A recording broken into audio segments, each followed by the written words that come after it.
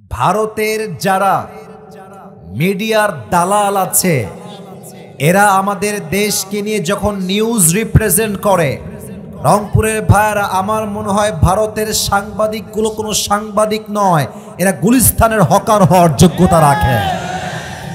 এদের যেই যোগ্যতা রিপ্রেজেন্ট করার, নিউজ যখন রিপ্রেজেন্ট করে মনে হয় যে দ্বিতীয় বিশ্বযুদ্ধ অলরেডি শুরু হয়ে গেছে। আমার মনে হয় এদেরকে কোনো নিউজ প্রেজেন্টার হিসেবে নয়, এদের যোগ্যতা গুলিস্তানে আন্ডার প্যান্ট বিক্রি করার যোগ্যতা। যুবক ভাই, আর তোমরা যতই বলো যে বাংলাদেশ থাকবে না, এই থাকবে না, চট্টগ্রাম থাকবে না, এতটা সহজ বাংলাদেশের মানুষকে ভাবলে আপনি ভুল করবেন। মনে রাখবেন, পানি যতই নরম হোক, পানির স্রোত যতই ঠান্ডা হোক, বাট পানির স্রোত যখন একবার শুরু হয়ে যায় পাহাড়কে ভেঙে চূর্ণ বিচূর্ণ করে দেয়। আমরা চুপ আছি মানেই যে আমরা শান্ত তা কিন্তু নয়। মাথায় রাখতে হবে, যখন যুদ্ধ শুরু হবে মুসলমানদের বিজয় আল্লাহ নিশ্চিত করে দিবে। যুবক ভাই আমার, শহীদ আল্লামা দেরওয়ার হোসেন সাইদি হুজুর বলেছিলেন, ভারতের সঙ্গে একটা যুদ্ধ হবে, হিন্দুস্তানের সঙ্গে একটা যুদ্ধ হবে, তবে সেই যুদ্ধে যেই মুসলমানরা অংশগ্রহণ করবে তারা কোনো কাপুরুষের বাচ্চা হবে না, সব বীর বাহাদুরের সন্তান হবে এরা। যুবক ভাইরা, আল্লাহর হাবিব সাল্লাল্লাহু আলাইহি ওয়াসাল্লাম বলেছেন, দুই ধরনের মানুষ আল্লাহর জান্নাতে প্রবেশ করবে। এক হচ্ছে তারা, রংপুরের ছেলে পেলেরা এদিকে তাকাও, ওদিকে কিচ্ছু না, এদিকে তাকাও। এক হচ্ছে তারা যারা ঈসা আলাইহিস সালামের সঙ্গে সাথী হয়ে যুদ্ধে অংশগ্রহণ করবে, তারা কিয়ামতের দিন জান্নাতে প্রবেশ করবে। দ্বিতীয় হচ্ছে তারা, হিন্দুস্তানের সঙ্গে একটা যুদ্ধ হবে, তার নাম হবে গজওয়ায়ে হিন্দ। এই যুদ্ধে যে মুসলমানরা অংশগ্রহণ করবে বুকের তাজা রক্ত দিয়ে শহীদ হবে, তাও আল্লাহর জান্নাতে প্রবেশ করবে। ঠিক কিনা বলেন? অতএব ভারত যদি ভেবে থাকে ইসকনকে দিয়ে অন্য কাউকে আবার ক্ষমতায় বসাবে, অনেক বড় ভুলের মধ্যে বসবাস করছেন আপনারা, অনেক বড় ভুলে আছেন। রংপুরের ভাইরা, 5 আগস্টের সকালবেলা প্রধানমন্ত্রীর হাতে কিন্তু র্যাব ছিল, বিডিআর ছিল, আর্মি ছিল, সেনাবাহিনী ছিল, পুলিশ ছিল, এয়ারফোর্স ছিল, ল্যান্ড ফোর্স ছিল, তথাকথিত গুন্ডালিক বাহিনীও তার হাতে ছিল। এত কিছু দিয়েও তো আপনি ক্ষমতার চেয়ারকে ধরে রাখতে পারেন নাই। আর এখন আপনি মামুর বাড়ি দিল্লি গিয়ে মারামারি লাগাই দিবেন, আর আমরা বলবো যে ঠিক আছে আপনি চলে আসেন, চট করে ঢুকে পড়েন। এতটা সহজ বাঙালি আমরা নয়। স্পষ্ট পয়গাম দিচ্ছি আমার রংপুরের ভাইরা, যদি আগামীতে এই দেশকে কালেমার পতাকা দিয়ে পথ করে উড়াতে হয়, এই দেশের কালেমার পতাকা পথ করে উঠবে প্রথমে রংপুরের মাটি থেকে। যুবক ভাইরা, অতএব কেউ যদি ভাবে ইসকন দিয়ে সাম্প্রদায়িক দাঙ্গা লাগিয়ে দিয়ে স্বৈরাচারকে আবার ক্ষমতায় নিয়ে আসবে, মারাত্মক ভুল ধারণায় আছেন। যদি আগামীতে ডাক আসে রক্ত দিয়ে শহীদ হয়ে, নিজের বুকের তাজা রক্ত দিয়ে আল্লাহর এই জমিনকে আবার পবিত্র করতে হবে, আল্লাহর রাজ কায়েম করতে জীবন দিতে হবে। জীবন দিতে শহীদ আবু সাঈদের মতো কারা কারা পুত্র হাত আল্লাহকে দেখায় দাও।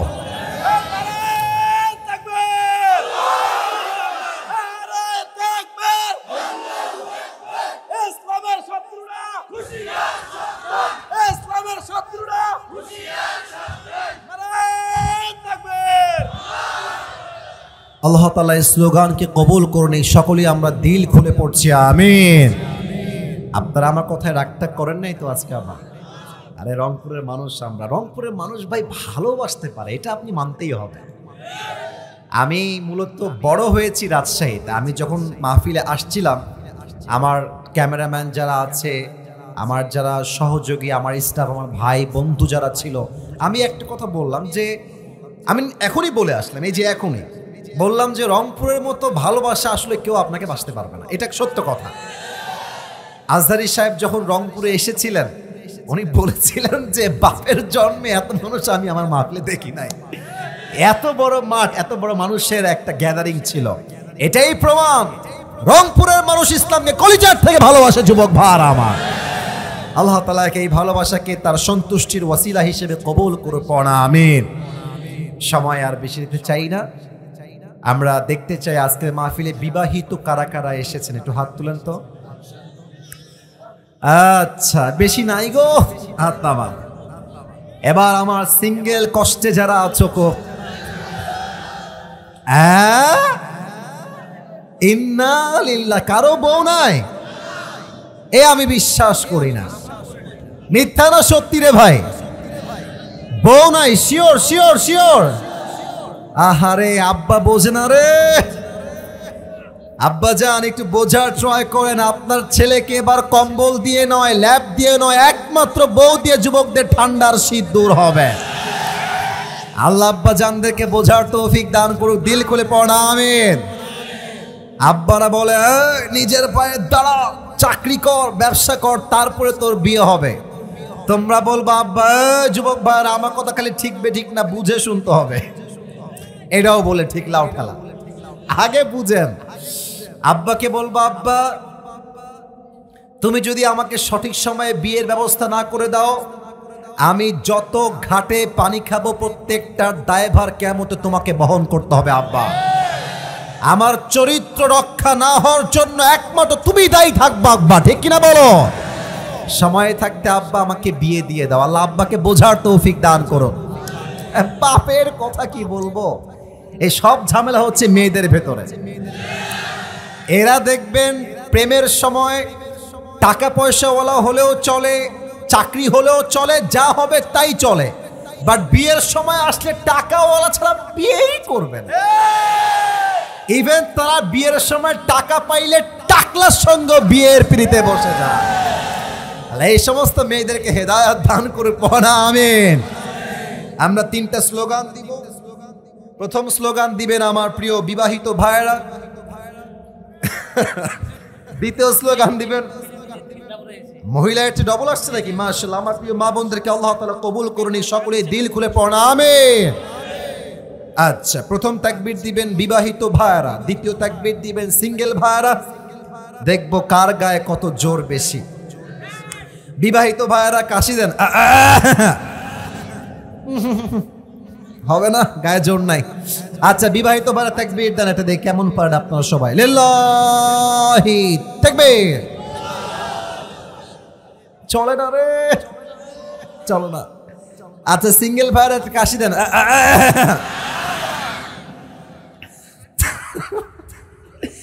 লিল্লাহি তাকবীর। বিবাহিত ভাইরা কোথায়? এটা হইল? আচ্ছা, এবার সবাই মিলে একটা স্লোগান দিবেন এমন জোরে, আমি আসিফ, আমার খতিব সাহেবরা সহ আমরা সবাই সহ তাকবীরের ঠেলায় স্টেজ ভেঙে নিচে পড়ে যাব। বাঘের মতো স্লোগান দিবেন। লিল্লাহি তাকবীর। সর্বনাশ, মাশাআল্লাহ। আবার দেন লিল্লাহি তাকবীর। আল কোরআনের আলো। ভুল, সংসদে যান। রাইট, ওকে, ভুল হয়ে গেছে, it's not a big deal. Past is past, present is everything. Let's try again. আমরা আবার করি। এবারে বলবেন সংসদে যাবো, নট ঘরে ঘরে যাবো, ঠিক আছে? বাঘের মতো। আল কোরআনের আলো, আল হাদিসের আলো, কোরআন হাদিস যেখানে, আলেম ওলামা যেখানে, রংপুরবাসী যেখানে, আল্লাহ তাআলা কবুল এবং মঞ্জুর করেন, সকলেই দিল খুলে পড়া আমিন। আমি কোরআন থেকে একটি আয়াত তেলাওয়াত করেছি, সেই আয়াত থেকে আজ আমরা কথা বলা শুরু করব। একজন সাহাবীর মূল ধারার জীবন নিয়ে কিছু কথা আমরা বলবো। কত বদমাইশ রে, কই পালায় রে? এখান থেকে উঠে গেলে লুঙ্গির টাইনা খুলে ফেলবো রে। খবরদার, ওয়াজে আসছে নিজের ইচ্ছায়, বাট যাবেন আমার ইচ্ছায়। এই মাহফিল শুরু হয়েছে, একমাত্র দোয়ার পরে উঠবেন, দোয়ার আগে কেউ উঠতে পারবে না। এটা আমার ওয়ার্নিং না, এটা আমার ভালোবাসার আবদার। রাখবেন তো সবাই ইনশাআল্লাহ? আমি আয়াত থেকে কথা বলার পূর্বে যুবকদের জন্য 3টা কথা বলেই আমি আমার মূল কথা শুরু করবো, না আমার পেটের ভাত হজম হবে না ভাই। আসলে যুবকদের কিনে কথা না বললে আমাদের কারোই শান্তি লাগবে না, ঠিক কিনা বলেন? যুবক ভাইয়েরা, তোমরা আমার কথাগুলোকে ঠিক বেঠিক না বললেও আমি খুশি, বাট কথাগুলো বুঝে জীবনে আমল করবো। আমার দিকে তাকাও, আমাকে কি দেখা যায় মোটামুটি? আচ্ছা, মাইকের সাউন্ড কি কথা বোঝা যায়? যায় যায় যায় বলো তো, কয়টা কথা বলবো তোমাদের জন্য আজকে? একদম 3 মিনিটে 3টা কথা শেষ করার I will try my best, সর্বোচ্চ চেষ্টা করছি। এই না না, হাসি না, একদম হাসি না। মজার সময় মজা, ব্যক্তিত্বের সময় ব্যক্তিত্বের কথা। অলওয়েজ মজা করলে ব্যক্তিত্ব নষ্ট হয়ে যায় রংপুরের ভাইরা। বারবার তোমাদেরকে আমি সাবধান করতে পারবো না ভাই, আর কোনো সাউন্ড করবা মেহেরবানি করে, চুপ করে থাকো একদম। যুবক ভাইরা, কান দিয়ে নয়, দিল থেকে শোনো। 1 নাম্বার কথা তোমাদের সবার জন্য, যুবকদের জন্য, মুরব্বীদের জন্য সেম কথা, মায়েদের জন্য সেম কথা। কখনো নিজের জীবনে সামান্য কিছু মুহূর্তের মজার জন্য কোনো গুনাহের কাজ করবেন না। আই রিপিট এগেন, আমি আবারও বলছি বোঝাবার সাথে, জীবনে সামান্য সময়ের কিছু স্বাদ পাওয়ার জন্য কোনো গুনাহ করবেন না। মনে রাখবেন, মজা, আনন্দ গুনাহের কিছুক্ষণ পরেই শেষ হয়ে যাবে, বাট যে গুনাহটা আপনি দুনিয়াতে করলেন, এই গুনাহ কিন্তু আজীবন বাকি থেকে যাবে। এটা কবরে আপনার সাথে যাবে, হাসরের ময়দানে মিজানের বাম পাল্লায় আপনার গুনাহটা ভারী হবে। ইভেন এই ছোট্ট মজাহের জন্য যে আপনি মজার জন্য গুনাহটা করলেন, এই গুনাহটা আপনাকে হয়তোবা জাহান্নাম অবধি পৌঁছে দিবে, ঠিক কিনা বলেন? সামান্য মজার জন্য কোনো গুনাহের কাজ করবেন না। আর সামান্য কিছু মুহূর্তের কষ্টের জন্য কখনো নেক আমল ছাড়বেন না।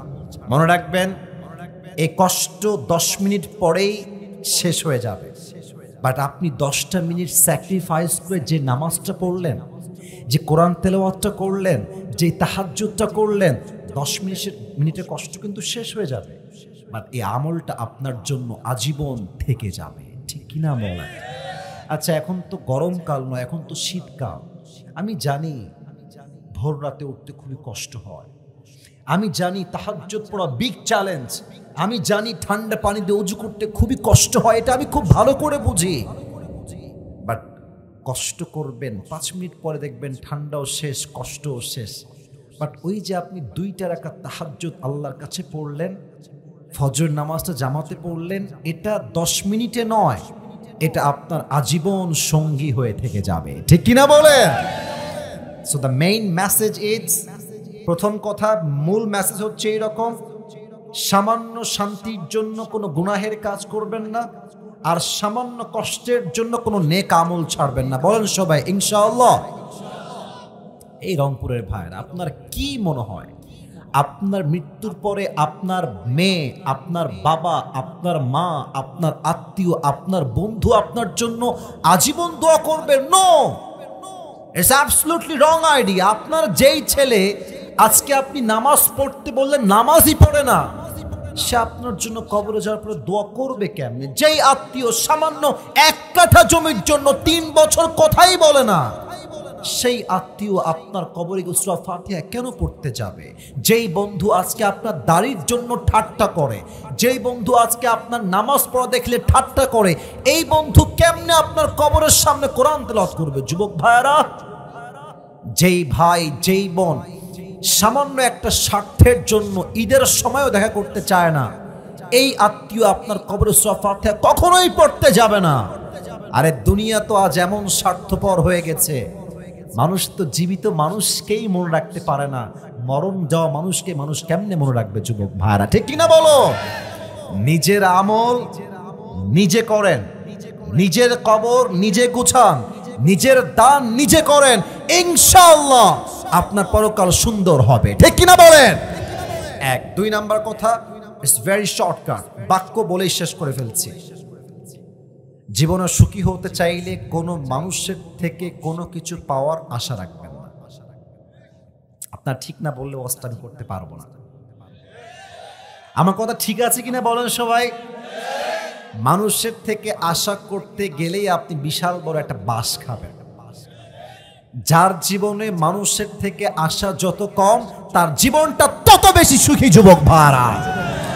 Don't expect from people. হ্যাঁ, এখানে আরেকটা বাক্য অ্যাড করতে চাই, মানুষের থেকে সম্মান কখনো পাওয়ার আশা রাখবেন না। মানুষ পরশু আপনার বদনাম করবে, তারপরে আপনার সুনাম করবে, তারপরে আবার আপনার বদনাম করবে।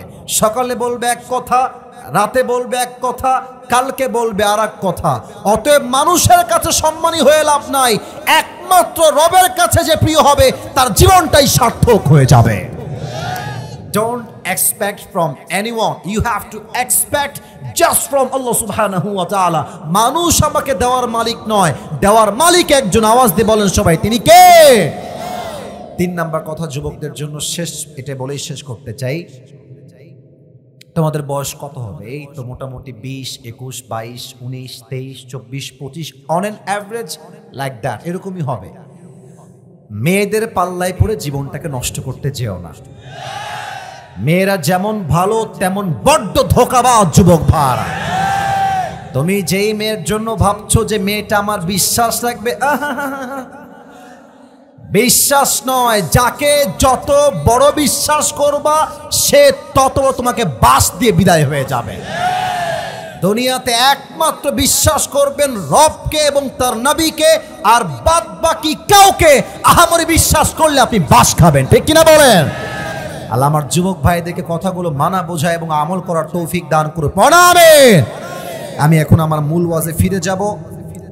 একটা আজকে গিফট নিয়ে আসছি আপনাদের সবার জন্য, একটা টুপি নিয়ে আসছি দেওয়ার জন্য গিফট হিসেবে। এটা সবাই পাবে না, ये नसीब की बात है, हर किसी को मिलने वाला नहीं है, ये सिर्फ एक इंसान को मिलेगा। যে কোনো একজন মানুষ পাবে, তবে শর্ত আছে। শর্তটা হচ্ছে, আমি এখন যেই বিষয়ে আলোচনা করব শেষ পর্যন্ত, সন্ধ্যা পর্যন্ত, যেই যুবক বা মুরব্বী এটা শুনে লিখতে পারবে অথবা মেমোরাইজ করতে পারবে, আজ তার জন্য এই টুপিটা আমার পক্ষ থেকে হাদিয়া থাকবে। বলেন সবাই ইনশাআল্লাহ। না, ইনশাআল্লাহটা আবার কমে গেছে। বলেন সবাই ইনশাআল্লাহ। এদিকেও লোক আছে, সর্বনাশ। আরে এদিকেও লোক আছে, মারহাবা। পুরো মাঠটাই যুবক দিয়ে ভরপুর হয়ে গেছে আজকে।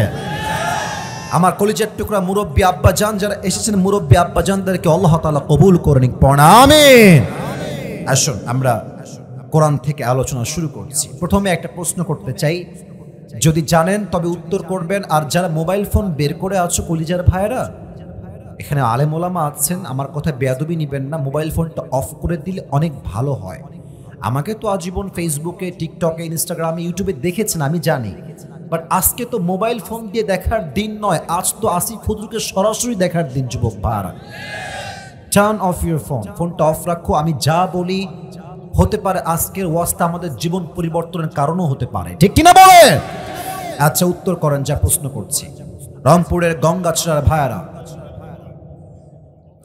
বলেন, আমাদের ইসলামের মোট খলিফা কয়জন? হ্যাঁ, সাউন্ড পাচ্ছি, রাইট আনসার। বলেন সবাই কয়জন? আচ্ছা, একটু বুঝে বলবেন। ইসলামের প্রথম খলিফার নাম কি? মাশাআল্লাহ, রাইট আনসার। ইসলামের দ্বিতীয় খলিফার নাম কি? ওমরে ফারুক রাদিয়াল্লাহু তাআলা আনহু। বাঘের মতো বলবেন, কোনো ভয় নাই। ভুল হলে আমি তো আছি, ধরায় দেওয়ার ট্রাই করবো ইনশাআল্লাহ। তৃতীয় খলিফার নাম কি? ওসমান গনি রাদিয়াল্লাহু তাআলা আনহু। ইসলামের সর্বশেষ খলিফার নাম কি? হযরতে আলী রাদিয়াল্লাহু তাআলা আনহু। আচ্ছা, আপনার চোখে আপনার কি মনে হয়, নবী যে সাহাবীরা ছিলেন 4 খলিফা সহ, এদের সম্মান ইসলামে কম না বেশি? শুধুই কি বেশি না অনেক বেশি? নবীর পরে সবচেয়ে বেশি সম্মান পাওয়ার অগ্রাধিকার যারা পাবে, নবীর পরে সবচেয়ে বেশি সম্মানী হওয়ার যোগ্যতা যারা রাখে, তারাই হচ্ছে নবীর সাহাবায়ে কেরাম। সুবহানাল্লাহ পড়ে সবাই। আল্লাহ তাআলা বলছেন সূরাতুত তাওবা 11 নম্বর পারার ঠিক 2 নম্বর পৃষ্ঠার প্রথম নম্বর লাইনে এই আয়াতটা আছে। এই আয়াতটা হচ্ছে সূরাতুত তাওবার 100 নম্বর আয়াত। আল্লাহ তাআলা বলছেন, والسابقون الأولون من المهاجرين والأنصار والذين اتبعوهم بإحسان رضي الله عنهم ورضوا عنه وأعد لهم جنات تجري تحتها الأنهار خالدين فيها أبدا ذلك الفوز العظيم الله أكبر এই হচ্ছে আল্লাহ তাআলার আয়াত সাহাবীদের স্ট্যাটাস বলার ক্ষেত্রে আমি আয়াতের ট্রান্সলেশন করার ট্রাই করছি আল্লাহ তাআলা বলছেন ওয়াসাবিকুনাল আউয়ালুনা মিনাল মুহাজিরিন ওয়াল answer first of muhajir and ansar والذين اتبعوهم بإحسان and those who followed them in goodness radiyallahu anhum wa radu an Allah is well pleased with them and they are well pleased with Allah subhanahu wa ta'ala وَأَعَدَّ لَهُمْ جَنَّاتٍ and Allah has prepared for them a paradise تَجْرِي تَحْتَهَا الْأَنْهَارُ خَالِدِينَ فِيهَا أَبَدًا which beneath rivers the flow and they will live there forever ذَلِكَ الْفَوْزُ الْعَظِيمُ and that is really a mighty success এর অর্থ হচ্ছে আল্লাহ তাআলা বলছেন সাহাবীদের মাঝে যারা প্রথম ঈমান এনেছে আমি আবার বলছি সাহাবীদের মাঝে মুহাজিরদের মাঝে আনসারদের মাঝে যারা ঈমান আনতে অগ্রগামী হয়েছে এবং তাদেরকে যারা অনুসরণ করেছে এরা হচ্ছে তারা যারা আল্লাহর উপরে সন্তুষ্ট এবং আল্লাহ নিজেও তাদের উপরে সন্তুষ্টির ঘোষণা দিয়েছেন সুবহানাল্লাহ পড়েন এবং তাদের জন্য আল্লাহ তাআলা এমন একটি জান্নাত প্রস্তুত করেছেন যেই জান্নাতের তলদেশ থেকে ঝর্ণা প্রবাহিত হবে এবং তারা যখন জান্নাতে প্রবেশ করবে এটাই হবে তাদের শেষ এবং সর্বদার ঠিকানা একবার প্রবেশ করলে তারা জান্নাত থেকে আর কখনো বের হবে না আর জান্নাত যে পেয়েছে তার মতো সফল তো আল্লাহর চোখে দ্বিতীয় আর কেউ হতে পারে না ঠিক কি না বলেন এই হচ্ছে সাহাবীদের স্ট্যাটাস কোরআন অনুযায়ী আর একটা হাদিস বলছি হাদিস বলে জীবনীতে এন্টার করব আল্লাহর হাবিব বলেছেন আকরিম ওয়াসহাবি রেসপেক্ট আওয়ার কম্প্যানিয়ন তোমরা আমার সাহাবীদেরকে সম্মান করো ফাইন্নাহুম খিয়ারুকুম because they are the best of you তারাই তোমাদের মাঝে সর্বসেরা thumma alladhina yalunhum thumma alladhina yalunhum এরপরে যারা আসবে তারা সেরা এরপরে যারা আসবে তারা সেরা thumma yadhharul kadhib তারপরে এই যুগে মিথ্যা প্রকাশিত হবে আমাদের বাংলাদেশ তো এমন দেশ এখানে মানুষ 100 কথা বললে 90টা কথাই মিথ্যা বলে রংপুরের ভাড়া ঠিক কিনা বলেন আমাদের যিনি প্রধানমন্ত্রী ছিলেন কনফার্ম জান্নাতি আমাদের শেখ হাসিনা মানে সবাই তাকে আপা বলে আর কি তা আমিও বলছি আপা যিনি ছিলেন আপা যখন আমাদের ঢাকাতে একটা মেট্রো রেল আছে নাম শুনছেন না আপনারা আরে কতক্ষণ মেট্রো রেলের নাম শুনছেন না আপনারা সবাই যখন মেট্রো রেলে একটু আগুন লেগে গেল আমার মনে হয় যে এই মহিলা অভিনয় করলে বিশ্বসেরা অভিনেত্রী হয়ে যেত যুবক ভাইরা এসে বলছি যে আমার মেট্রো রেলে ঠিক করতে কমপক্ষে 300 কোটি টাকা লেগে যাবে আমার কলিজা আঘাত লাগলো ইস রে 300 কোটি টাকা পরে দেখলাম ডক্টর ইউনূস সাহেব ক্ষমতায় বসলেন প্রধান উপদেষ্টা তিনি হয়ে গেলেন ছাত্র জনতার মাধ্যমে গণঅভ্যুত্থানের মাধ্যমে এই মেট্রো রেল 300 কোটি আর ये बहुत बहुत बहुत दूर की बात है মাত্র 20 কোটিতেই ঠিক হয়ে গেছে তখন আমি বুঝতে পারলাম এই রকম 300 কোটি বলে বলে বলে বলে বলে কত হাজার কোটি আমার দেশ থেকে বিদেশের মাটিতে পাচার হয়ে গিয়েছে অতএব আগামীতে খুবই সাবধান ভোট যাকে দিবেন তাকে 5 ওয়াক্ত নামাজিও হতে হবে আল্লাহর দ্বীন কায়েমের কথাও বলতে হবে যুবক ভাইরা এবার আসেন থাক তাকবীর লাগবে না লিল্লাহি তাকবীর কথাগুলো বুঝবেন এখন থেকে আমি যা বলা শুরু করছি প্রিয় ভাইরা আবু বকর রাদিয়াল্লাহু তাআলা আনহু ইসলামের প্রথম খলিফাই শুধু নন বরং সাহাবীদের মাঝে পুরুষদের মাঝে সর্বপ্রথম যিনি ইসলাম কবুল করেছেন and he became the first Muslim among the men পুরুষদের মাঝে প্রথম মুসলমানের নাম হচ্ছে আবু বকর রাদিয়াল্লাহু তাআলা আনহু সুবহানাল্লাহ পড়বেন না আপনারা আবু বকর এমন একজন সাহাবী আল্লাহ তাআলা বলছেন ইয়া রাসূলুল্লাহ আমি আপনার সাহাবী আবু বকরের উপরে সন্তুষ্ট হয়ে গেছি, তাকে বলেন যে সে আমার উপরে সন্তুষ্টি আছে কিনা। সুবহানাল্লাহ। আল্লাহ তাআলা বলছেন সে কি আমার উপরে সন্তুষ্ট আছে কিনা জিজ্ঞেস করেন। এর চাইতে বড় সফলতা আর কি হতে পারে যুবক ভাইরা, ঠিক কিনা বলো? এবার আসুন আমরা ঘটনায় ঢুকে যাই। আচ্ছা, ইসলামের চিরশত্রু নাম হচ্ছে আবু জেহেল। নাম শুনছেন আপনারা সবাই? আবু জেহেল। আবু জেহেল একবার নবীর কাছে আসছে। মুরব্বী মুরব্বী, একজন মুরব্বী, আব্বাজান কই যায় গো আব্বা? একজন আব্বা, বাদ বাকি সব বসে আছে। আব্বাজান বসে গেলে ভালো হয়, ওয়াশরুমে যাবে। আচ্ছা ঠিক আছে। আব্বা এক নাম্বার দেখাচ্ছে। আচ্ছা এদিকে দেখান। সবাই একটা কাশি দেন, বাঘের মতো তাকবীর দেন, লিল্লাহি তাকবীর। আবু জেহেল ডাক দিয়ে বলছে, ইয়া মুহাম্মদ শোনো, একটা কথা বলতে চাই, প্রশ্ন করব, আমাকে উত্তর দাও। বলছে বলো কি বিষয়? বলছে মুহাম্মদ প্রত্যেক দিন নতুন নতুন কথা বলো, নতুন তথ্য আমাকে তুমি দান করো। আজ নতুন কোন তথ্য দেওয়ার মতো আছে কিনা? নবীজি ডাক দিয়ে বলছে, আবু জেহেল অবশ্যই নতুন তথ্য আমার কাছে আছে। বলছে কি তথ্য আমাকে দাও আগে, আমি শুনতে চাই, নতুন কি খবর আছে?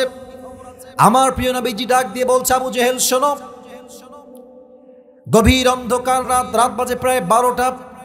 জিবরাইল আমিন আমার কাছে আসলেন বোরাক নিয়ে। আমি জিবরাইলের সঙ্গে গেলাম একদম এখান থেকে বাইতুল মাকদাসে। ওখানে গেলাম, 2 রাকাত নামাজ পড়লাম। ঠিক বাইতুল মাকদাস থেকে জিবরাইল আমাকে নিয়ে গেল আল্লাহর আরশে আজিমে। জান্নাত দেখলাম, জাহান্নামকে ভিজিট করলাম সচক্ষে, আল্লাহকে দেখলাম, সাক্ষাৎ করলাম। আবার ঠিক ওই রাতে, এই রাতেই শেষে ফজরের নামাজটা এসে মসজিদে হারামে ইমাম হয়ে আদায় করলাম। না সুবহানাল্লাহটা দিল থেকে হয় না, বলেন সবাই সুবহানাল্লাহ। আরে জোরে বলেন সবাই সুবহানাল্লাহ। আবু জেহেল বলছে, আয় হায় হায়, আগে যা বলতো তা তো একটু মানা যায়, এখন তুমি কি বললাই, এটা কি মানা যায়? আচ্ছা মুহাম্মদ তুমি বলো তো, তুমি আমাকে যা যা বললা আমি কি তাই তাই সবাইকে বলে বেড়াবো? বলছে yes, why not man, please go spread this message to everyone. যাও, যেভাবে বলেছে এভাবে বলে যাও, কোনো সমস্যা নাই। আবু জেহেল তো মহা খুশি, আজকে চান্স পাইছি, মুহাম্মদের ইজ্জত ডুবায় ছাড়বো। বলেন সবাই নাউজুবিল্লাহ। তো মসজিদে হারাম থেকে বের হয়ে আসছে, বের হয়ে দেখছে Abu Bakr he is coming, আসতেছে। এই আবু বকর, স্টপ, থামো থামো থামো থামো থামো, কথা আছে। দৌড় দিয়ে আসছে। আবু বকর বলছে কি হয়েছে, কি সমস্যা, কি বলবো বলো। আবু জেহেল খুব চালাক, আগে এসে বলছে, আচ্ছা আবু বকর একটা কথা আছে শোনো। বলছে কি বল? আচ্ছা এখান থেকে যদি কেউ বাইতুল মাকদাস যেতে চায় মসজিদে হারাম থেকে, কতটা সময় লাগতে পারে? তো আবু বকর বলছে অ্যাটলিস্ট কেউ যদি যেতে চায় মসজিদে হারাম থেকে, তার কমপক্ষে সময় লেগে যাবে 2 মাস, 2 মাস যেতে এবং আসতে। মোট কয় মাস বললাম? 2 মাস। বলছে are you sure? Are you sure Abu Bakr, তুমি কি ঠিকঠাক বলছো? শিওর তো? বলছে yes, I am damn sure যে কমপক্ষে 2 মাস লাগবে। বলছে আচ্ছা কেউ যদি তোমাকে বলে যে আমি মসজিদে হারাম থেকে বাইতুল মাকদাসে গিয়েছি এবং সেই রাতে আবার ফিরে এসেছি, একই রাতে গিয়েছি একই রাতে ফিরে এসেছি, ডু ইউ বিলিভ দ্যাট? তুমি কি এটা বিশ্বাস করো? আবু বকর বলছেন না, বিশ্বাস করি না, সম্ভব না এটা। আবু জেহেল বলছে আমিও তো তাই বলি, এটা তো সম্ভব নয়, তোমার বন্ধু আমাকে এই কথা বলেছে। আবু বকর বলছে কি? আমার বন্ধু বলেছে? যদি আমার বন্ধু বলে থাকে, ইন কানা ক্বালা যালিক লাকাদ সাদাকা, আমার বন্ধু যা বলে সন্দেহে সত্য বলেছে। সুবহানাল্লাহ। বাসায় ফিরে আসছে, নবীর কাছে আসছে মসজিদে হারামে। নবীজি বলছে আজ থেকে আবু বকরের নাম জাস্ট আবু বকর নয়, আজ থেকে তার নাম হচ্ছে আবু বকর as-সিদ্দিক রাদিয়াল্লাহু তাআলা আনহু। আল্লাহু আকবার। এটাই হচ্ছে বিশ্বাস। বিশ্বাস নাই, ভালোবাসা নাই। বিশ্বাস আছে, ভালোবাসা আছে। বিশ্বাসের যোগ্য যে, ভালোবাসার যোগ্য সে। বিশ্বাসের যোগ্য নয় যে, ভালোবাসার যোগ্য নয় সে। ঠিক কিনা বলেন? দ্বিতীয় হাদিসে, আচ্ছা আবু বকর কিন্তু নবীর শুধু বন্ধু নয়, এটা অনেকে জানেন না হয়তো বা। হ্যাঁ, শুধু বন্ধু নয়, বন্ধুও বটে, শ্বশুরও বটে। এটা একটু একটু একটু ভাবেন তো, আপনার যে বন্ধু আপনার আছে, আপনি জানেন যে এই বেটা লুচ্চা নাম্বার 1, কোনোদিনও মেয়ে তো দূরের কথা বোনও বিয়ে দিবে না, চাচা তো বোনও বিয়ে দিবে না বন্ধুর সঙ্গে। কারণ বন্ধুর চরিত্র একমাত্র বন্ধুই জানে আমার বন্ধুর চরিত্র কত খারাপ কিনা। এটা কিন্তু বড় বুঝার বিষয়। দেখেন নবীর সঙ্গে আয়েশা রাদিয়াল্লাহু তাআলা আনহার বিয়েটা কেমনে হয়েছে, লম্বা একটা ঘটনা, আমি জাস্ট শর্টকাটে বলার ট্রাই করছি। নবীজি ঘুমিয়ে আছেন, শেষ রাত তাহাজ্জুদের সময়। নবীজি হঠাৎ করে ঘুমে স্বপ্ন দেখছেন, নবীজি মাঠ দিয়ে হাঁটতেছেন, রাস্তার ভেতর অন্ধকার হয়ে আছে, দূরে জিবরাইল দাঁড়িয়ে আছে, আর তার পাশে একটা মেয়ে। এই বিয়ের সময় মেয়েরা ঘোমটা দেয় না এমনি, আর কথা কয় না কেন, দেয় না, ঘোমটা দিয়ে মুখটা ঢেকে রাখে, রাইট, ঢেকে রাখে। তো আবু বকর রাদিয়াল্লাহু তাআলা আনহুর একমাত্র মেয়ে আয়েশা স্বপ্নে সাক্ষাৎ, মুখটা এমনি ঢেকে আছে ঘোমটা দিয়ে। নবীজি আসছেন, নবীজি যে বলছে, এই জিবরাইল ইনি কে, ইনি কে এখানে বসে আছেন? জিবরাইল তো বলছে, নবী আপনি নিজে একটু নেকাবটা উঠান, নিজে একটু ঘোমটা উঠান, দেখেন ইনি কে। ঘোমটা জাস্ট উঠিয়েছেন নবীজি, দেখছে চাঁদ মাখা চেহারা নবীজির একমাত্র কুমারী ভার্জিন স্ত্রী আয়েশা। সুবহানাল্লাহ পড়েন সবাই।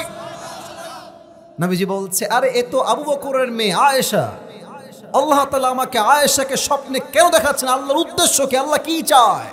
জিবরাইল বলছে, আল্লাহ তো চায় যে আপনি আয়েশাকে নিজের বউ করে ঘরে তুলেন। আরে পড়েন সবাই সুবহানাল্লাহ। এই কথা শুনেই স্বপ্ন শেষ, ঘুম ভেঙে গেছে। নবীজি সকালবেলা উঠে ভাবতেছে যে আহা, আবু বকর আমার এত কলিজার বন্ধু, আরব বিশ্বে তো বন্ধুর মেয়েকে বিয়ে করা বড় একটা অন্যায়ের চোখে দেখা হয়, তো আল্লাহ তো আমাকে বলেছেন আমি যেন আয়েশাকে বিয়ে করি, তো আমি এটা আবু বকরকে প্রস্তাব কেমনে দিই, আমি তো তার বন্ধু মানুষ হই, বন্ধু হয়ে বন্ধুর মেয়ে বিয়ে, how can I do it, আমি এটা কেমনে করি? নবীজি কনফিউজড। তো যাই হোক, লম্বা ঘটনা অত বেশি বলবো না। নবীজি তার চাচিকে ডাকলেন, দেখে বললেন, চাচি আম্মা জান, আমার একটা কাজ আপনাকে করতে হবে। কি কাজ মুহাম্মদ বলো? বলছে আপনি আবু বকরের কাছে গিয়ে বলবেন যে তার মেয়ে আয়েশাকে আমি মুহাম্মদ বিয়ে করতে চাই সাল্লাল্লাহু আলাইহি ওয়াসাল্লাম। তো বলছে ঠিক আছে, আমি প্রস্তাব দিব, নো প্রবলেম অ্যাট অল, সমস্যা নেই। চাচি আসছে আবু বকরের কাছে। আবু বকর বলছে কি হয়েছে, কি অবস্থা, বলেন কি বলবেন, সমস্যা কি? বলছে আবু বকর একটা প্রস্তাব নিয়ে আসছি। কি প্রস্তাব? তো একটু নার্ভাস ফিল করছে, বন্ধুর সঙ্গে বন্ধুর মেয়ের বিয়ে তো। তো বলছে আবু বকর, তোমার যে মেয়ে আয়েশা আছে ছোট্ট, মুহাম্মদ তাকে বিয়ে করতে চাই, তুমি কি রাজি আছো কিনা? তো আবু বকর শুনে একটু আকাশ থেকে পড়েছে, কারণ আমার বন্ধু লাগে তো, আমার মেয়ে এখন ছোট আছে, আমার বন্ধু, আমি বন্ধুর সঙ্গে বন্ধুকে আমার মেয়ে কেমনে দেই? আবু বকর কনফিউজড হয়ে গেছে, বলছে আপনি যান, আমি একটু পরে বলছি উত্তরটা কি হবে। যখন তার চাচি বের হয়ে চলে আসছে, আবু বকর মনে মনে ভাবছে, আমি যদি নবীর সঙ্গে আমার মেয়েকে বিয়ে না দেই, তার মতো চরিত্রবান যুবক তো এই তল্লাটে দ্বিতীয়টা আর কেউ হতে পারে না। শেষমেশ তিনি রাজি হয়ে গেলেন, বিয়ে হয়ে গেল। এখন নাস্তিকরা কি বলে? নাস্তিকরা বলে এটা কিন্তু জাস্ট কথা নয়, এটা বোঝার কথা। আপনি না বুঝে ঠিক বললেন না, আপনার ঠিক বেঠিক আমার দরকার নেই, বুঝেন আপনি আমার ওয়াজ, তাহলেই এনাফ। নাস্তিকরা কি বলে, যে নবীর চরিত্র খারাপ, তাই নবী আয়েশাকে অল্প বয়সে বিয়ে করেছে। এই যে ভাইরা নাউজুবিল্লাহ কয়, আপনার কন্যা, মানে আমার কথা বোঝেন নাই, বলেন সবাই নাউজুবিল্লাহ। কি বাজে কথা, নবী নাকি নারী লোভী, তাই নবী জি আম্মা জান আয়েশাকে মাত্র 6 বছর বয়সে বিয়ে করেছে। এটাকে আমরা বিশ্বাস করি নাকি যুবক ভাইরা? 3টা কারণে নবীজি আয়েশাকে বিয়ে করেছেন অল্প বয়সে, খুব বুঝবেন, এটা কিন্তু আমি শেষে জিজ্ঞেস করবো। এক, আবু বকর রাদিয়াল্লাহু তাআলা আনহু নবীজির একমাত্র বন্ধু। দেখেন, বন্ধুর সম্পর্ক একরকম, আত্মীয়তার সম্পর্ক একরকম। আমার বন্ধুকে আমি 1 মাসে 2 মাসে কল দিলেও হবে, না দিলেও হবে, বাট আমি যখন আমার বন্ধুর সঙ্গে আমার মেয়ের বিয়ে দিয়ে দিব, আমি কল দিব, এটাই আমার বাধ্যবাধকতা, ঠিক কিনা বলেন? আল্লাহ চেয়েছেন জাস্ট বন্ধুত্ব হলে ইসলামের রাজ সহজে কায়েম হবে না। এক কাজ করি, একটা আত্মীয়তার সম্পর্কে বেঁধে দেয়, একটা রক্তের সম্পর্কে বেঁধে দেয়, তবে সম্পর্কটা আরো মজবুত হয়ে যাবে। ঠিক কিনা বলেন? এক নাম্বার কারণ। দুই নাম্বার কারণ, আয়েশা রাদিয়াল্লাহু তাআলা আনহার মেধা ছিল খুবই তীক্ষ্ণ মেধা। উনি যা শুনতেন তাই বলতেন, যা নবীজি বলতেন তাই বলতে পারতেন। আমাদের ক্লাসে আমরা দেখেছি, অনেকে তোমার ছাত্র যারা আছো দেখবা ক্লাসে অলওয়েজ একজন ছাত্র এমন থাকে যে টিচার যা বলে ওইও সেম সেম তাই বলতে পারে, কারণ কি ওর ব্রেনটা খুবই ভালো। তো আয়েশার ব্রেন ছিল অনেক ভালো। তো আল্লাহ তাআলা চেয়েছেন যদি আয়েশা নবীর স্ত্রী হয়ে যায়, ইসলামের জ্ঞান, প্রজ্ঞা, ইলম, নলেজ পুরো বিশ্বব্যাপী অল্প সময়ে ছড়িয়ে যাবে। ঠিক কিনা বলেন? তিন নাম্বার কারণ হচ্ছে আম্মা জান আয়েশা রাদিয়াল্লাহু তাআলা আনহাকে নবী বিয়ে করেছেন একমাত্র রুচির জন্য নয়, চরিত্রের বিষয় নয়। আয়েশাকে বিয়ে করার আদেশ দিয়েছে, ওহী দিয়েছে, এক সত্তা আওয়াজ দিয়ে বলেন সবাই, তিনি কে?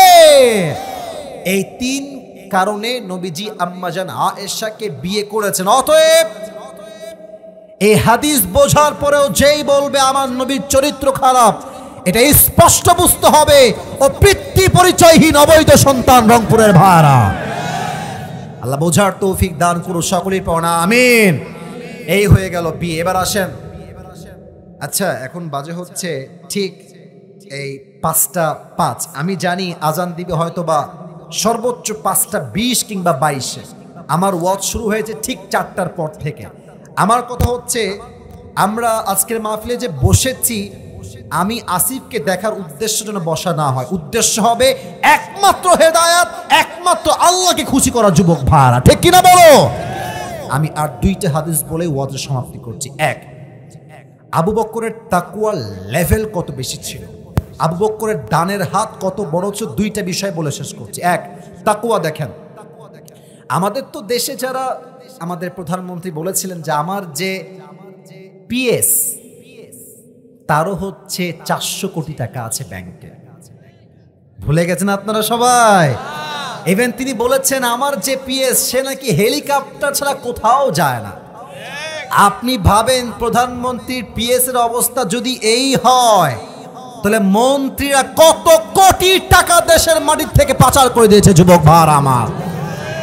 একটা ছিল কাউয়া কাদের, কোথায় রে এ কাউয়া কাদের? কোথায়?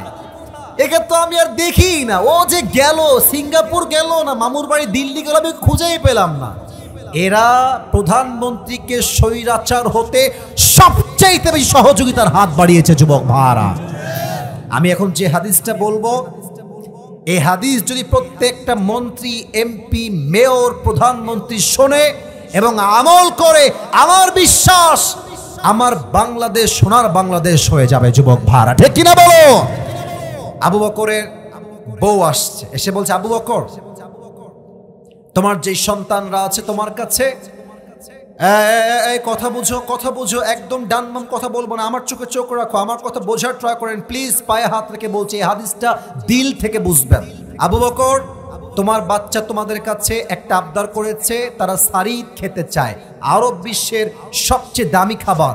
যেমন আমাদের বাংলাদেশের এখন সবচেয়ে দামি খাবার হচ্ছে গরুর গোস্ত, মধ্যবিত্তরা চাইলেও গরুর গোস্ত আমরা কিনতে পারি না যুবক ভাড়া। ঠিক কিনা বলো? আরব বিশ্বের the most expensive food in Arabic world is সারিদ, সবচেয়ে দামি খাবার। আবু বকর একজন প্রাইম মিনিস্টার, প্রধানমন্ত্রী, তো বলছে আপনার সন্তানরা সারিদ খেতে চায়, আপনি একটু প্রোভাইড করলে ভালো হয়। তো আবু বকর বলছে আমার বউ আমাকে মাফ করে দিও, আমি যে সারিদ খাওয়াবো সন্তানদেরকে, এটা খাওয়ানোর মতো কোনো অর্থ, টাকা পয়সা আমার কাছে কোনো কিছু নাই। তো বউ বলছে স্বামী বুঝলাম আপনার কাছে নাই, আপনি এক কাজ করেন, রাষ্ট্রের কোষাগার থেকে কিছু টাকা ধার নেন, আর সামনে মাসের বেতন থেকে কিছু টাকা কেটে নেবেন, তাহলে সমাধান হয়ে যাবে। আবু বকর কি বলছে একটু দেখেন, আমার দিকে তাকায় শুনুন। আবু বকর বলছে আচ্ছা আমি ধার নিব, তোমার কথা অনুযায়ী ঠিক আছে, ধার নিব, সামনে মাসের বেতন থেকে আমার বেতন কেটে যাবে, ধার শোধ হয়ে যাবে। বাট বেগম তুমি আমাকে লিখে দাও যে আমি আবু বকর আগামীকাল জীবিত থাকবো, এই গ্যারান্টি তোমার কাছে আছে কিনা? সুবহানাল্লাহ পড়বেন না আপনার সময়? তুমি লিখে দাও যে কালকে আমি জীবিত থাকবো কিনা, যদি গ্যারান্টি থাকে আমি ধার নিতে প্রস্তুত আছি, যদি গ্যারান্টি না থাকে আমি 1 পয়সা রাষ্ট্রের থেকে মেরে খেতে পারবো না। চলে গেছে বাইরে। দীর্ঘ 3 থেকে 4 মাস পরে সন্তান আসছে, বউ আসছে, দেখছে হাতে একটা প্লেট সারিদ রাখা আছে। বলছে আব্বাজান নেন সারিদ খান। বলছে এই বেগম এই সারিদ কই থেকে আসছে? আমি তো টাকা দেই নাই কাউকে কেনার জন্য, কই থেকে আসলো এই সারিদ? তো বউ বলছে আবু বকর আপনি যে প্রত্যেক মাসে আমাকে হাত খরচের টাকা দেন, ওই টাকাকে বাঁচিয়ে বাঁচিয়ে আমি এই শাড়িটা আপনার জন্য কিনেছি, সন্তানের শখ আবদার পূরণ করবার জন্য কিনেছি। বলছে ও হালাল তো তাই না? বলছে অবশ্যই হালাল, আপনি খান, এটা টাকা বাঁচিয়ে বাঁচিয়ে কেনা হয়েছে। উনি প্লেটটা নিলেন, 1 টুকরা শাড়ি খেয়ে বাড়ির থেকে বের হয়ে গেলেন। এই যুবক ভাড়া মুরব্বীরা, বাড়ির থেকে বের হয়ে সংসদে গেলেন।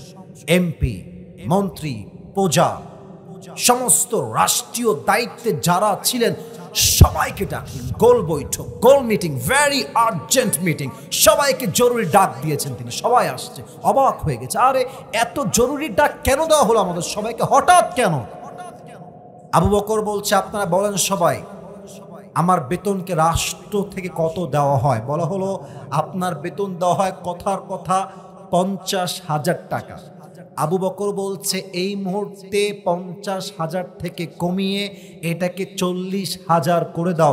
এর কারণ আজ প্রমাণ হয়ে গিয়েছে আমার বউ প্রত্যেক মাসে টাকা বাঁচিয়ে বাঁচিয়ে সারিদ কিনেছে আমার জন্য, ছেলের জন্য। এটাই প্রমাণ আমি আবু বকরের সংসার 50-এর কমের বেতনেও চলে যাবে। বেতন কমাই দিয়েছে। চিন্তা করতে পারেন যে আল্লাহর ভয় কাকে বলে? তো আসলে তো সবার চিন্তা একরকম হয় না। এখানে যে সবাই আমাকে ভালোবাসেন তা না, ভালোবাসার লোকও আছে, হেটার্সও আছে। তো ওখানে একজন যুবক দ্বিমত পোষণ করেছে যে আবু বকর এটা কেমন কথা, মাত্র সামান্য কয়েকটা দিরহাম কমায় দিব, থাক না, আপনি তো প্রধানমন্ত্রী, এভরিথিং ইজ জাস্ট ইয়োর্স, সবই তো আপনার হাতে, রাখেন না বেতনটা, সেম থাক আগের মতোই। আবু বকর বলছে যদি আমি হিসাবের কাঠগড়ায় দাঁড়াই আর আমি যদি জাহান্নামী হয়ে যাই, তুমি কি এটার দায়ভার নিতে পারবা? এই প্রশ্ন করার সঙ্গে সঙ্গে ওর মাথা নিচু হয়ে গেছে। আর আবু বকর ডাক দিয়ে বলছে শোনো, আমার জীবনের সবচেয়ে বড় বিগ চ্যালেঞ্জ হচ্ছে নিজেকে জাহান্নামের আগুন থেকে বাঁচানো এবং আল্লাহর বিচার থেকে বাঁচা।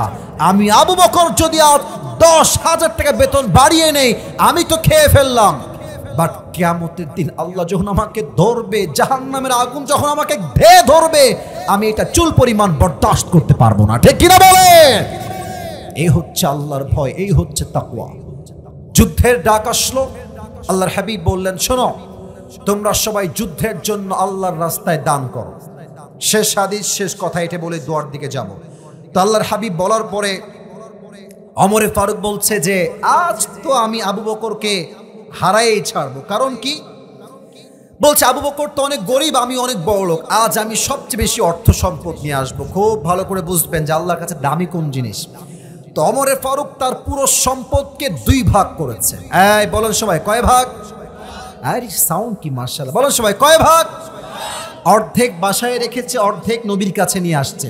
আর আবু বকর রাদিয়াল্লাহু তাআলা আনহু যে অর্থ নিয়ে আসছে বোঝা ট্রাই করেন।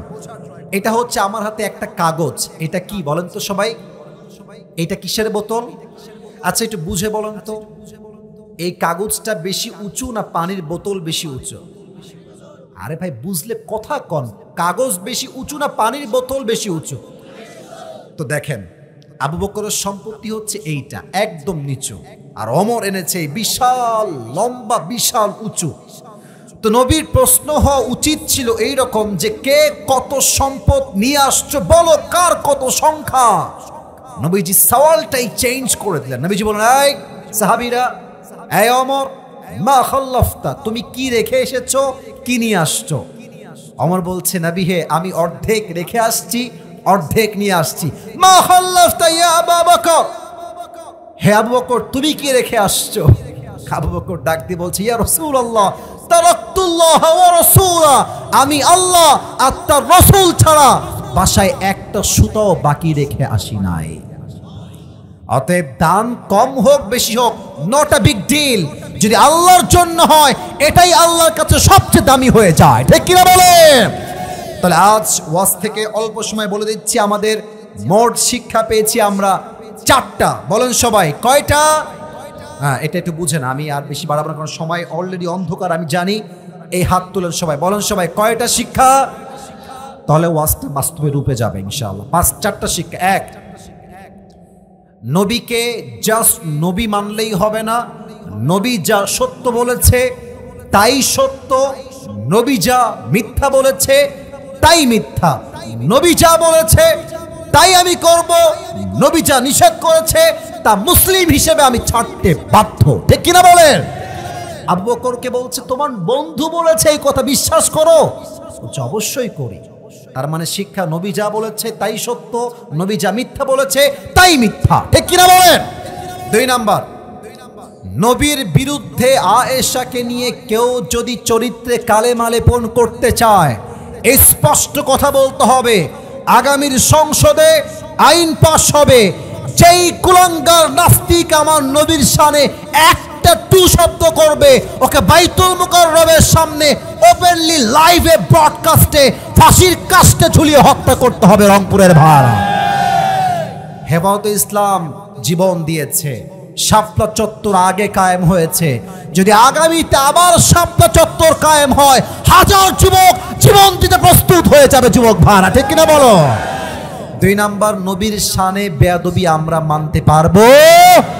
2 নাম্বার। 3 নাম্বার শিক্ষা, যদি এলাকার মেয়র, এমপি, মন্ত্রী কেউ হয়, জেলা বা রাজধানী যেখানকারই হোক, ওর প্রথম দায়িত্ব রাষ্ট্রের প্রত্যেকটা পয়সা, টাকা, সোনা, দানা এমন হিসাব করে ব্যয় করতে হবে যেন আল্লাহর কাছে বিচারের কাঠগড়ায় দাঁড়াইতে না হয় যুবক ভাইরা, ঠিক কিনা বলো?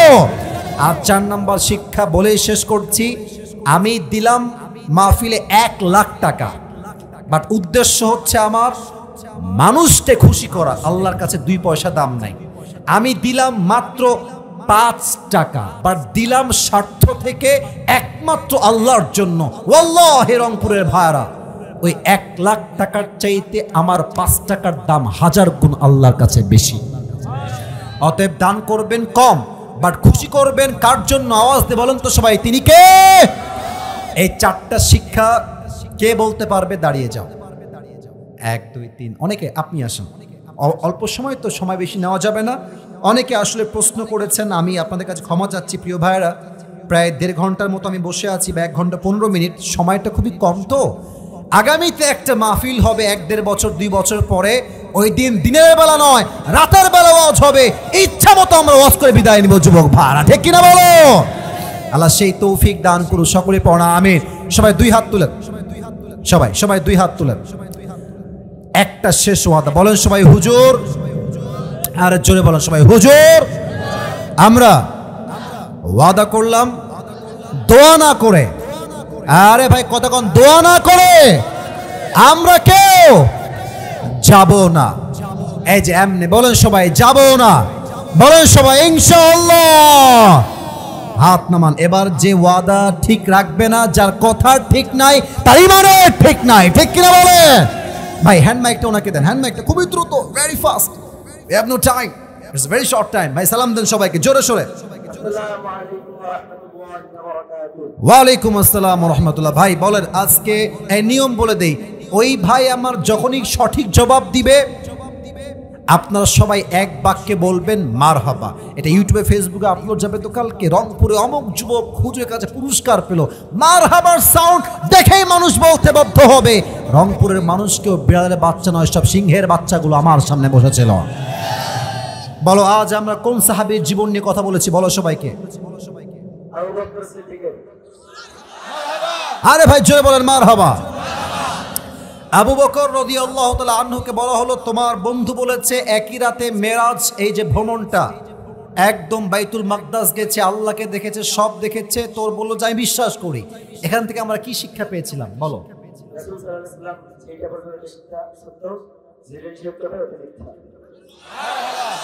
সঠিক উত্তর বলো সবাই মারহাবা। দ্বিতীয় আমরা আরেকটা বিষয় জানতে পেরেছিলাম, নবীকে কেউ যদি তার শানে কটূক্তি করে তার বিরুদ্ধে আমরা সংসদে কি আইন চাই বলো সবাইকে। সংসদে কেউ বলবে না, ও বলবে নবীর বিরুদ্ধাচারণ যারা করবে, গালি দিবে, তাদের বিরুদ্ধে আমরা সংসদে কি আইন পাস চাই? বলো সবাই মারহাবা।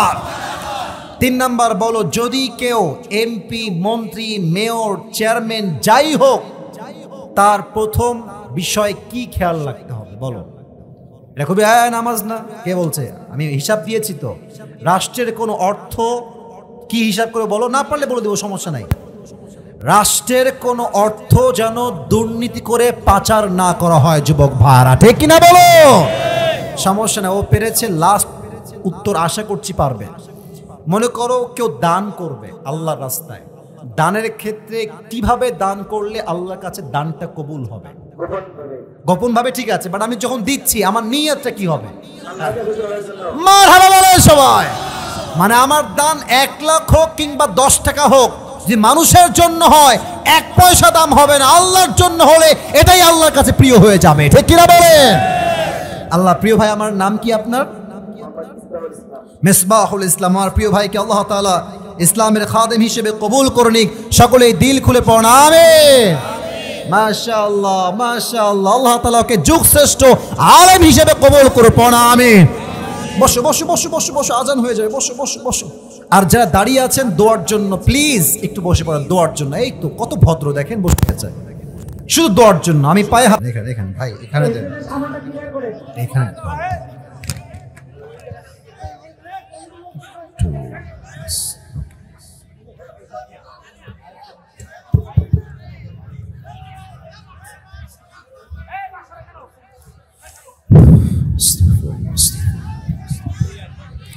আসসালামু আলাইকুম ওয়া রাহমাতুল্লাহি ওয়া বারাকাতুহু। আবার রংপুরের ভাইরা, আমি সালামের উত্তরটা দিল থেকে পাই নাই, সালামটা আবার দিতে হবে। আসসালামু আলাইকুম ওয়া রাহমাতুল্লাহি ওয়া বারাকাতুহু। মাইক অপারেটর কোন দিকে আছে? মাইক অপারেটর ডান দিকে। এই বক্সের বেসটা মোটা করে দেন হালকা, হ্যাঁ, আর আর একটু রিভার্ব বাড়ায় দেন, যুবকদের কথা বুঝতে কোনো সমস্যা না হয় আজকে মাহফিলে, ঠিক আছে? 2 পাশ থেকে বেসটা সমান, মোটা ক্লিয়ার সমান রাখবেন, রিভার্ব বাড়ায় দিয়ে। এই তো ঠিক আছে, মাশাআল্লাহ। যুবক ভাইয়েরা, ক্যামেরাম্যান ভাইয়েরা, আরবি খুতবার মাঝেই ক্যামেরা লাগিয়ে বসে যাবে, কেউ কোনো বিশৃঙ্খলা করবেন না। রংপুরের মাটি, আমরা সবাই ভদ্র ঘরের সন্তান যুবক ভাইয়েরা, ঠিক কিনা বলো? মেহেরবানি করে আরবি খুতবা পর্যন্ত ওদেরকে ওদের ক্যামেরা ঠিক করতে দেন। আরবি খুতবার শেষ হওয়ার আগেই সব ঠিক হয়ে যাবে। ভাই সাউন্ডটাকে একটু ক্লিয়ার রাখতে হবে। এখন ঠিক আছে, মাশাআল্লাহ, অনেকটাই ঠিক আছে। 2 পাশে বরাবর। সোনামণি একটু ধৈর্য। মোবাইলটা কারে? মোবাইলটা না, এইটা হটাও, মোবাইলটা হটাও। ও দেখতে কষ্ট হচ্ছে ওদের, মোবাইলটা হটাও। মোবাইলটা এইদিকে দাও, নয় নামায় দাও। ক্যামেরা ঠিকঠাক থাক, ক্যামেরার যে ক্যামেরা, মোবাইলটা নামায় দাও। ক্যামেরা কার? এটা নামায় দাও, এই যে মোবাইল ক্যামেরা, এইটা ঠিক থাকবে, এখানে চিল্লাপালা করা যাবে না, এইটা ঠিক থাকবে, মোবাইলটা নামায় দাও। আওয়াজ হবে না, তাকবীর দেন, লিল্লাহি তাকবীর। ইন্নাল হামদালিল্লাহি নাহমাদুহু ওয়া নাস্তাঈনুহু ওয়া নাস্তাগফিরুহু ওয়া নু'মিনু বিহি ওয়া নাতাওয়াক্কালু আলাইহি ونعوذ بالله من شرور أنفسنا ومن سيئات أعمالنا من يهده الله فلا مضل له ومن يضلل فلا هادي له أي فلن تجد له وليا مرشدا ونشهد أن لا إله إلا الله وحده لا شريك له هو الذي لا ضد له ولا ند له لا مثل له ولا مثيل له ولا كفيل له আস্তাগফিরুল্লাহ। ভাই আপনার সাউন্ড আমি পারফেক্টলি পাচ্ছি না, সরি, আপনাকে ঠিক করতে হবে। 2 পাশের ক্লিয়ার, আমার কানে গিয়ে স্পষ্ট আওয়াজগুলো বাজবে। আপনি বেস বাড়ায় দেন, মোটা হয়ে গেছে বেশি, সাউন্ড তো আমি বুঝি না স্পষ্ট। هو الذي لا ضد له ولا ند له لا مثل له ولا مثيل له ولا كفيل له لا شبه له ولا شبيه له ولا ولد له ولا والد له وهو الواحد الفرد الصمد لم يلد ولم يولد ولم يكن له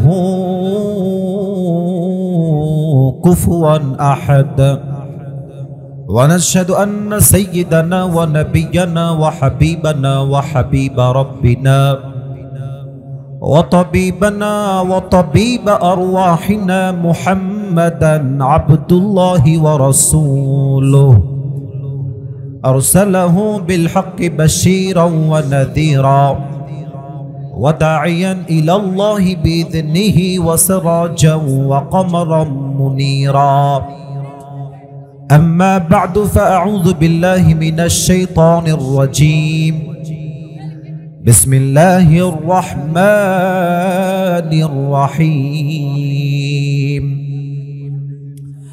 والسابقون الأولون من المهاجرين والأنصار الذين اتبعوهم بإحسان رضي الله عنهم ورضوا عنه وأعد لهم جنات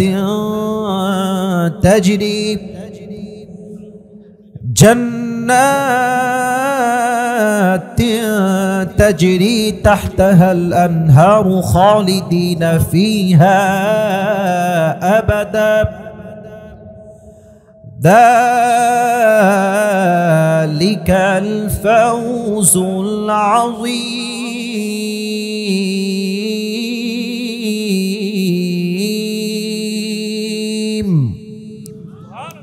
وقال تعالى في كلامه المجيد ونزلنا عليك الكتاب تبيانا لكل شيء وهدى ورحمة وبشرى للمسلمين. وقال تعالى في كلامه المجيد لقد كان لكم في رسول الله أسوة حسنة. ভাই সাউন্ডটা আরেকটু বাড়ান, আপনি সাউন্ডটা বাড়ায় দেন, আপনার সাউন্ডটা কম হয়ে যাচ্ছে, বাড়ান আপনি মেহেরবানি করে। আস্তাগফিরুল্লাহ। আউযু বিল্লাহি মিনাশ শাইতানির রাজীম। ওয়ামা আরসালনাকা ইল্লা রাহমাতাল লিল আলামিন। وقال رسول الله صلى الله عليه وسلم أكرموا أصحابي فإنهم خياركم ثم الذين يلونهم ثم الذين يلونهم ثم يظهر الكذب أو كما قال عليه الصلاة والسلام إن الله وملائكته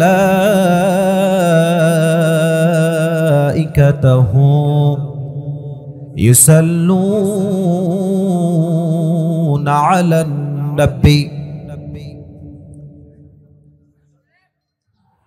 يا أيها الذين آمنوا صلوا عليه وسلموا تسليما اللهم صل على محمد وعلى آل محمد كما صليت على إبراهيم وعلى آل إبراهيم إنك حميد مجيد. أستغفر الله أستغفر الله. বাগপুর চোত্তাপাড়া জামে মসজিদের উন্নয়ন প্রকল্পে আজকের এই মাহফিল, আজকে এই প্রোগ্রামে আমাদের চিফ গেস্ট আছেন প্রধান অতিথি জনাব ব্যারিস্টার মোহাম্মদ মঞ্জুম আলী, মহিপুর গঙ্গাচড়া, রংপুর। আল্লাহ তাআলা ওনাকে নেক হায়াত দান করুক। আমরা সকলেই দিল খুলে পড়ছি আমিন। উনি কি আসছিলেন মাহফিলে? আচ্ছা, আমি দোয়া করি ওনার জন্য। দিল থেকে ছবি দেখলাম আমি আসার সময়, বিভিন্ন ছবি দেওয়া ছিল। আমি দোয়া করি আমার প্রিয় ভাইকে আল্লাহ তাআলা ইসলামের খাদেম হিসেবে কবুল এবং মঞ্জুর করুক। আমরা সকলেই দিল খুলে পড়ছি আমিন। আমাদের এই প্রোগ্রামে আমার পূর্বে কথা বলেছেন অনেকেই, কথা বলেছেন প্রিয় ভাই মাওলানা মোহাম্মদ রবিউল ইসলাম সৈয়দপুর, আরও বলেছেন প্রিয় ভাই মাওলানা কারি মোহাম্মদ রবিউল ইসলাম রংপুরি। যারাই কথা বলেছেন, কোরআন থেকে হাদিস থেকে কথা বলেছেন, সকলের জন্য দিল থেকে দোয়া করি আল্লাহ তাআলা সকলের কথা অনুযায়ী আমাদের সবাইকেই আমল করার তৌফিক দান করুক। আমরা মন খুলে পড়ছি আমিন। না, এটা মন থেকে আওয়াজ হয় নাই, জোর সে বলো আমিন। আজকে এই প্রোগ্রামে প্রধান পৃষ্ঠপোষক রয়েছেন অধ্যাপক মোহাম্মদ রায়হান সিরাজি। আল্লাহ তাআলা আমাদের প্রধান পৃষ্ঠপোষককে ইসলামের খাদেম হিসেবে কবুল করুনিক। আমরা দিল খুলে পড়ছি আমিন। আমাদের এই প্রোগ্রামে সভাপতি আছেন জনাব মাওলানা মোহাম্মদ নুরুজ্জামান সাজু, খতিব বাগপুর চোত্তাপাড়া জামিয়া মসজিদ ও সরকারি অধ্যাপক কোলকন্দ আলিম মাদ্রাসা। আল্লাহ তাআলা জনাব মাওলানা নুরুজ্জামান সাজু সাহেবকে যেন পরিপূর্ণ জীবনের শেষ নিঃশ্বাস পর্যন্ত ইসলামের খেদমত করতে পারে, সেই হায়াত, সেই শক্তি, সেই সামর্থ্য, সেই তৌফিক আল্লাহ দান করুক। পড়েন আমিন। সার্বিক সহযোগিতায় আছেন জনাব মোহাম্মদ রেজাউল করিম। যারাই রয়েছেন প্রোগ্রাম বাস্তবায়ন করবার জন্য দিনরাত পরিশ্রম করেছেন, কষ্ট করেছেন, দিল থেকে দোয়া করি সবার জন্য। সকলের পরিশ্রমকে আল্লাহ তাআলা তার সন্তুষ্টির ওয়াসিলা হিসেবে যেন কবুল করেন। রংপুরের ভাইরা সবাই পড়া আমিন। আচ্ছা, আমাকে ভিডিও কলে একজন দুইজন কথা বলেছেন দাওয়াত নেওয়ার সময়, তারা কি এখানে আছে? বাইরে গেছে ওরা। আচ্ছা, ওনারা দাওয়াত দিয়েছেন মূলত রাতেই, মূলত ডেটটা নেওয়ার কথা ছিল, কিন্তু ডেট যেহেতু ফাঁকা নেই এজন্য বাধ্যতামূলক ডেটটাকে দিনের বেলা দেওয়া হয়েছে। আর আসলে ওনারা বলল যে হুজুর যুবকরা আপনাকে ভালোবাসে, যুবকরা ভালোবাসলে আমি না এসে কেমনে পারি যুবক ভাই? তো সেই ভালোবাসার থেকে অনেক কষ্ট করে আজকে চলে আসছি। সারা রাত প্রচণ্ড কুয়াশা, কিছু দেখা যায় না রাস্তায়। অনেক কষ্ট করে এসে একটু ঘুমিয়েছি, ফজরের নামাজ পড়ে তাহাজ্জুদটা পড়ে মানে সকালের নাস্তাও করতে পারি নাই। এসে কোনো মতে একটু ভাত খেয়ে মাহফিলে চলে আসছি। মাঝে কিছুক্ষণ থেমেছিলাম, আবার এখান থেকে নেমে প্রায় 4-5 ঘন্টার রাস্তা, রাতের মাহফিল আমাকে ধরতে হবে। এটা হচ্ছে আমাদের লাইফ, এটা হচ্ছে আমাদের জার্নি। আপনারা বাসায় গিয়ে রেস্ট করবেন, রাতের বেলা ঘুমায় যাবেন, আমাদের কোনো ঘুম নাই। আবার সারা রাত জার্নি করে যাওয়া লাগবে সেই রাজশাহী, সেখান থেকে আবার যাওয়া লাগবে জয়পুরহাট। প্রত্যেক দিন 8 ঘন্টা 9 ঘন্টার জার্নি লেগেই আছে। তো আসলে এত জার্নির পরে বেঁচে থাকারই কথা নয়, চেহারা তো গাঞ্জাখরের মতো হয়ে যাওয়ার কথা। তবু আল্লাহ তাআলা চেহারাও ঠিকঠাক রেখেছেন, শরীরটাও ঠিকঠাক রেখেছেন। আমার মনে হয় রংপুরের মানুষের দোয়া আমি আসিফের সঙ্গে আছে যুবক ভাইরা। আল্লাহ তাআলা এই দোয়াকে আমার জন্য শক্তি হিসেবে কবুল করুন, পড়া আমিন। আজ যেহেতু রংপুরের গঙ্গাচড়ায় এসেছি, ফার্স্ট টাইম রংপুরে আমি এসেছি, বাট গঙ্গাচড়ায় হয়তো বা আমি এর আগে কখনো আসি নাই। তো আমি দিল থেকে আজ কিছু কথা বলতে চাই। আমার মূল বিষয়ে কথা বলা শুরু করার পূর্বে সবাই শুনবেন তো ইনশাআল্লাহ? আচ্ছা, শুরু করছি। বলেন তো আমাদের দেশের নাম কি? আপনারা তো কাপুরুষের সন্তান নন, আপনার বীর পুরুষের সন্তান, রংপুরের সন্তান আপনারা। তো কথা এত আস্তে কন কেন? বলেন সব, আমাদের দেশের নাম, মাতৃভূমির নাম কি? বাংলাদেশি হয়ে আমরা সবাই খুশি না বেজার? বাঙালি হয়ে আমরা সবাই খুশি না বেজার? আমার দেশ দ্বিতীয়বার আবার স্বাধীন হয়েছে, আর এই দ্বিতীয়বার যে স্বাধীন হয়েছে, এই স্বাধীনতার সূচনা শুরু হয়েছে রংপুরের শহীদ আবু সাইদের মাধ্যমে। এই রংপুরের নাম আজ শুধুমাত্র বাংলাদেশে নেই, আজ এই রংপুর বিভাগের নাম গোটা বিশ্বের প্রত্যেকটা প্রান্তে প্রান্তে ছড়িয়ে গিয়েছে যুবক ভাইরা। আমার মাতৃভূমি বাংলাদেশের সবচেয়ে বড় শত্রু দেশের নাম হচ্ছে ভারত, ইন্ডিয়া। তারা এখন নতুন করে ষড়যন্ত্র করে পরিস্থিতিকে তারা অস্থিতিশীল করতে চায়, সার্বভৌমত্বকে নষ্ট করতে চায়। তবে আমরা একটা কথা রংপুরের মাটি থেকে স্পষ্ট ভাষায় বলতে চাই, আগামীতে যদি আবারও ডাক আসে শহীদ হওয়ার জন্য, এই রংপুর থেকে একটা শহীদ আবু সাইদ নয়, হাজার হাজার শহীদ আবু সাইদ দাঁড়িয়ে যাবে যুবক ভাইরা। আর একটা কথা বলছি, দিল থেকে মন দিয়ে শুনবেন।